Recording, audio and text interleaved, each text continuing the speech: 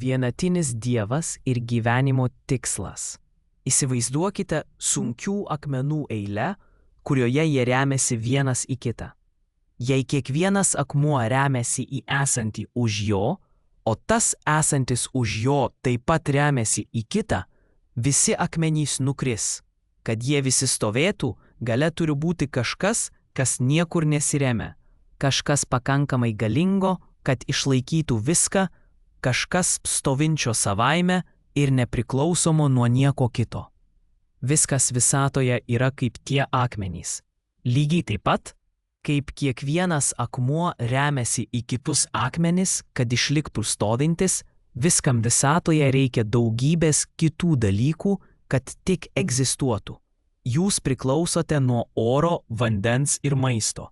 Maistas priklauso nuo žemės, lietaus ir saulės. Saulė priklauso nuo fizikos dėsnių. Kad ir kur pažvelgtumėte, vienas dalykas priklauso nuo kelių kitų dalykų. Mokslas labai gerai apibūdina šiuos ryšius. Jis paaiškina, kaip vienas dalykas priklauso nuo kito. Tačiau jis nepaaiškina, kodėl visa akmenų eilė iš viso stovi. Jis neatsako į klausimą, kas yra pakankamai galingas, kad viską išlaikytų. Norėdami tai suprasti, turime pažvelgti toliau už priklausomų dalykų grandinės. Turi būti būtybė, kuri viską išlaiko, bet pati niekur nesiremia ir nuo nieko nepriklauso. Ta būtybė, kuri viską išlaiko, bet pati nėra niekieno laikoma, mes vadiname visagaliu Dievu. Gyvenimo tikslas, taigi visagalis Dievas sukūrė mus ir viską aplink mus. Apsidairę matome, kad viskas turi aiškų tikslą. Saulė šildo žemę ir pakelia vandenį į dangų, suformuodama debesis. Vėjas gena debesis. Lietus iš debesų priverčia augalus augti. Augalai ir gyvūnai teikia maistą žmonėms. Nieko visatoje nėra atsitiktinio ar betikslio. Kai net negyvi daiktai turi tikslą, kyla logiškas klausimas, kodėl visagalis Dievas sukūrė žmones, kurie akivaizdžiai turi aukščiausią intelekto ir sąmoningumo lygį. Kad atsakytų į šį klausimą, Dievas siuntė pranašus perduoti jo žinią žmonijai.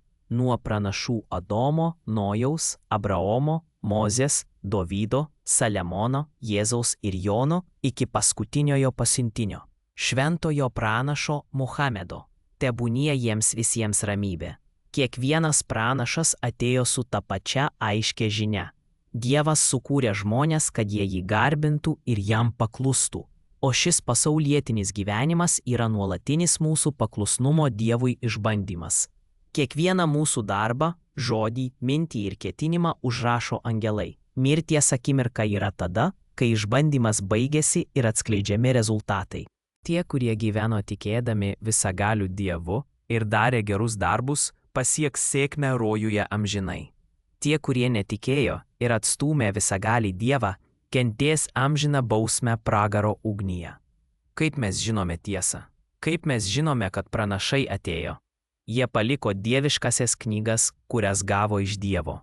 Visos dieviškosios knygos bėgant laikui buvo iškraipytos, išskyrus šventąjį Kuraną, kuris yra tobulai išsaugotas iki šių dienų, praėjus daugiau nei 1400 metų. Bet kaip mes žinome, kad Kurana tikrai yra nuo visagalio Dievo? Pagalvokime apie būtinas Dievo savybes. Jis turi būti be pradžios ir be pabaigos. Jei jis būtų pradėjęs egzistuoti, jis priklausytų nuo kažko, kas suteikė jam egzistenciją.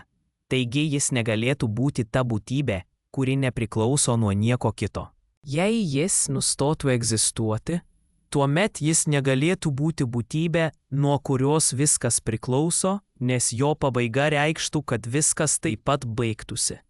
Taigi, Dievas neturi nei pradžios, nei pabaigos. Jis turi būti vienas.